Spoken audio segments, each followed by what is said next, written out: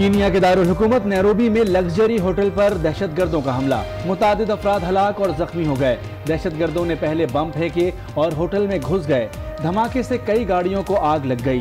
दहशतगर्दों और पुलिस के दरमियान फायरिंग का तबादला जारी।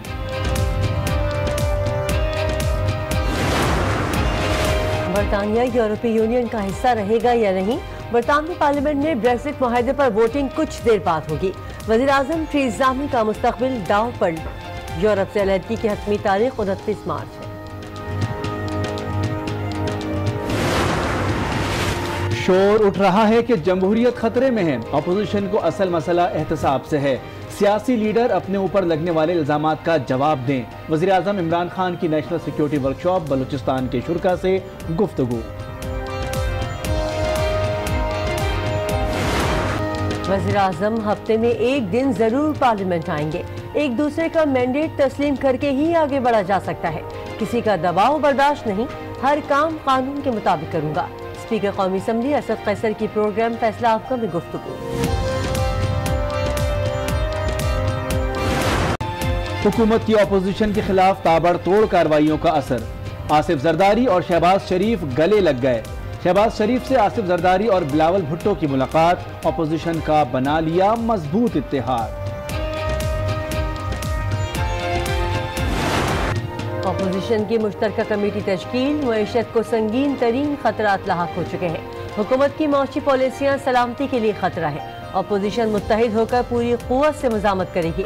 इजलास का एलामिया जारी। पीपल्स पार्टी और नून लीग में फिर मिसाक जमहूरियत तय पा गया।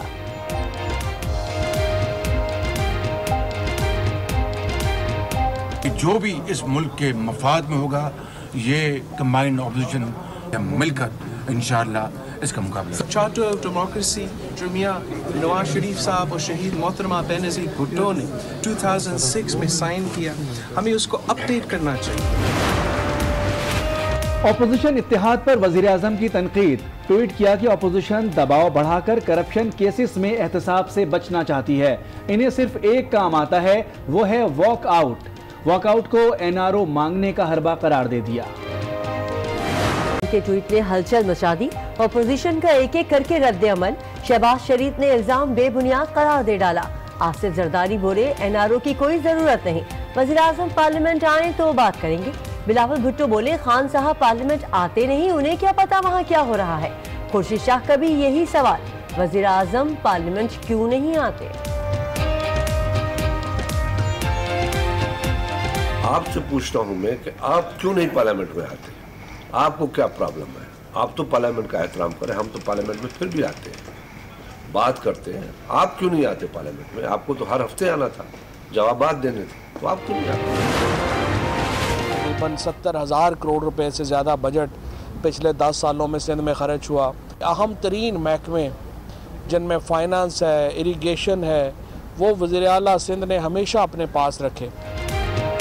गुज़िश्ता 10 साल में 70,000 करोड़ रुपए सिंध में खर्च हुए। वज़ीर आला सिंध ने अहम तरीन महकमे हमेशा अपने पास रखे। ये मामला ज्यादा देर चलने वाला नहीं। जो समझते हैं कि पीपल्स पार्टी का राज हमेशा रहना है, वो पंजाब से सीखें। फवाद चौधरी की कराची में मीडिया से गुफ्तगू। फवाद चौधरी फजूल मशवरे अपने पास रखे। सिंध के मुशीर इत्तलात का वफाकी वज़ीर इत्तलात को जवाब। मुर्तज़ा वहाब बोले पीटीआई रहनुमा बातें कम और काम ज्यादा करके दिखाएं। उन्हें इक़्तिदार साजिशें करने और इंतशार फैलाने के लिए नहीं मिला। सईद गनी बोले इंतशार फैलाया तो सिंध में किसी के भी दाखिले पर पाबंदी लगा सकते हैं।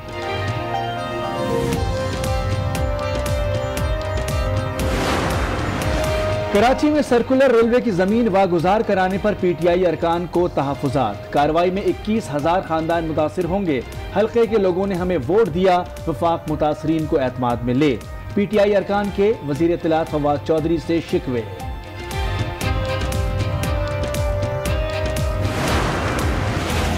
रावलपिंडी में शादी वाले घर में आग लगने से कोहराम मच गया। दुल्हन समेत 5 खवातीन झुलस कर जान बहक। आग कैसे लगी, तहकीकात जारी।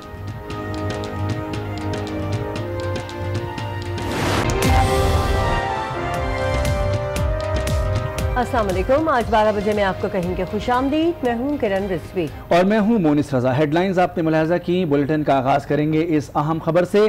कीनिया में लग्जरी होटल पर दहशतगर्दों के हमले में मुतादिद अफराद हलाक और जख्मी हो गए हैं। और आपको ये बताएं कि दारुल हुकूमत नैरोबी का ये होटल है। गैर मुल्की सयाहों में बहुत मकबूल है ये होटल। और दहशतगर्दों ने पहले बम फेंके और बाद में होटल में घुसकर फायरिंग की। धमाके से कई गाड़ियों में आग लग गई। हमले की इत्तला मिलते ही पुलिस और सिक्योरिटी फोर्सेस की भारी नफरी मौके पर पहुंच गई है और होटल को घेरे में ले लिया है। जबकि पुलिस हुक्काम का कहना है कि दहशतगर्द अभी तक पकड़ में नहीं आ सके हैं। दहशतगर्दों और पुलिस के दरमियान फायरिंग का तबादला अब भी जारी है। जबकि सोमालिया के दहशतगर्द ग्रुप अल-शबाब ने हमले की जिम्मेदारी कबूल की है।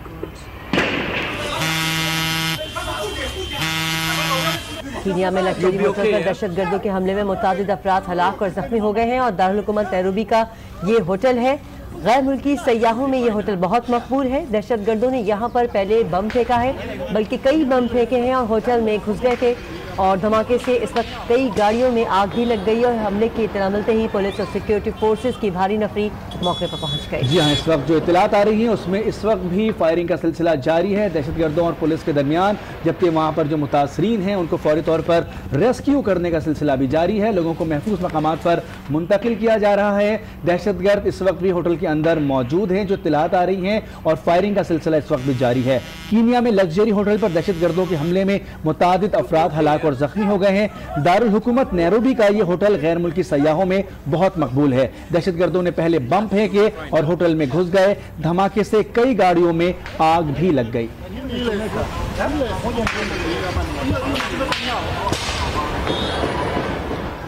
आगे बढ़ते हैं, आपको बताएं बरतानिया यूरोपियन यूनियन का हिस्सा रहेगा या नहीं। बरतानवी पार्लियामेंट में ब्रेक्जिट मुआहदे पर वोटिंग से पहले बहस हुई। वज़ीर-ए-आज़म थेरेसा मे का मुस्तक़बिल दांव पर लगा हुआ है।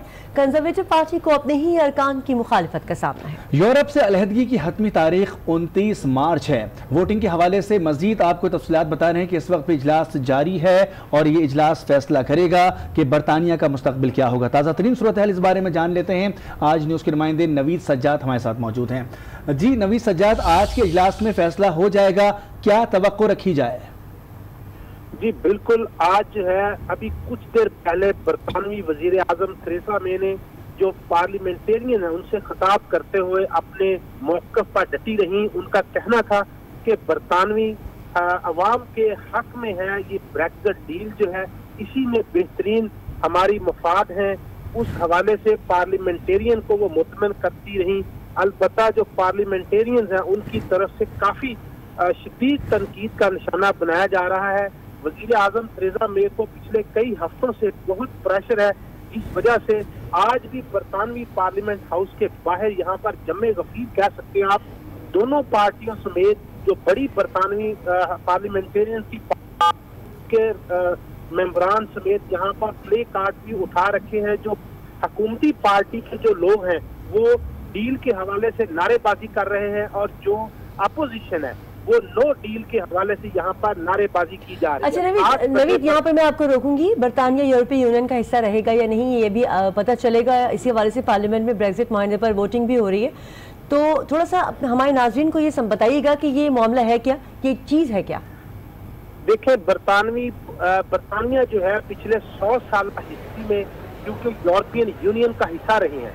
बरतानिया चाहता है जो हुकूमती पार्टी है उनको जब वोट दिए गए थे तो यूरोप से इनखला के हवाले से उनको वोट दिए गए थे कि वो बरतानवी जो हुकूमत है, जो बरतानवी बशिंदे हैं, जो बरतानिया वो यूरोप से इनखला कर लेगा, यहाँ से इंडिपेंडेंट हो जाएगा, अपने अदालती और दूसरे मामला जो है वो इंडिपेंडेंट हो जाएगा। उस हवाले से लोगों की बहुत बड़ी तादाद थी। जो रेफरेंडम किया गया था उसमें लोगों ने सब किया था कि ब्रेक्जिट होना चाहिए। अलबत्ता आहिस्ता आहिस्ता जैसे जैसे टाइम गुजरता गया लोगों की राय तब्दील होती गई, बहुत ज्यादा प्रेशर होता गया, एहतजाज होते गए, क्योंकि जब अगर ब्रेक्जिट होता है तो बहुत ज्यादा कारोबारी निज़ाम जो है वो यूरोप के साथ जुड़ा हुआ है, वो मुतासर होने का खतरा है। अपोजिशन जमात की इसी हवाले से और बहुत सारे पार्लियामेंटेरियन खास तौर पर बरतानवी हुकूमत में इस वक्त एमपीज हैं जो इनकी अपनी पार्टी के हैं, उनमें बहुत ज्यादा की तादाद बताई जा रही है। कितने अरकान है ऐसे नवीद? कंजर्वेटिव पार्टी को आपने बताया कि अरकान की मुखालिफत का सामना है अपनी ही पार्टी के, कितने अरकान? जो अभी जी तकरीबन 129 ऐसे अरकान बताए जाते हैं जिनका खदशा जाहिर किया जा रहा है कि वो तेरेसा मे के खिलाफ वोटिंग करेंगे। अच्छा। अलबत्ता वोटिंग 7 बजे शुरू हो चुकी है और रात 1 बजे तक ये वोटिंग जारी रहेगी। 8 बजे बरतानवी टाइम के मुताबिक जो है वो एमपी जो पार्लियामेंटेरियन है वो वोट कास्ट करेंगे। तो इस सारी सूरत हाल को नवीद बरतानवी मीडिया किस तरह देख रहा है? देखिए मीडिया जिस तरीके से अपने एनालिसिस कर रहा है, जिस तरीके से लोगों की और एमपीज के बयानात आ रहे हैं, उनका यही कहना है कि तेरेसा मे के लिए टफ टाइम है। वो ज्यादातर तवक्कुआत की जा रही हैं कि वो लूज कर सकती हैं इस वोटिंग के अमल से। अलबत्ता आज जो अभी कुछ देर पहले तेरेसा मे ने जो तकरीर की है, जो पार्लियामेंटेरियन को मुतमिन करने की कोशिश की है, उनके दबंग ऐलान थे और उनकी दबंग तकरीर थी। उन्होंने कहा कि ये डील होकर रहेगी और यही अवाम बरतानवी अवाम के मफाद में है, इसी में बेहतरी होगी। ये डील जो है वो मुल्क के बेहतरीन मुस्तकबिल का जामिन होगी। उन्होंने आज अपनी तकरीर अभी कुछ देर पहले की है। अलबत्ता दोनों जो बड़ी सियासी जमात है उनकी आज तमाम की जो बहस थी उसमें यही अपोजिशन की तरफ से तरकीब की गई है कि वज़ीर आज़म की अपोजिशन कैसी है नवीद इस वक्त पार्लियामेंट में?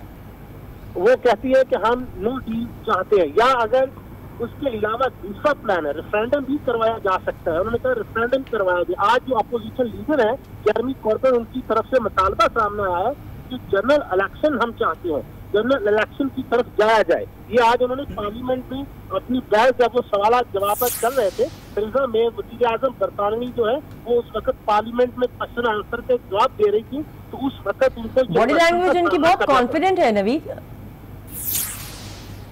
सॉरी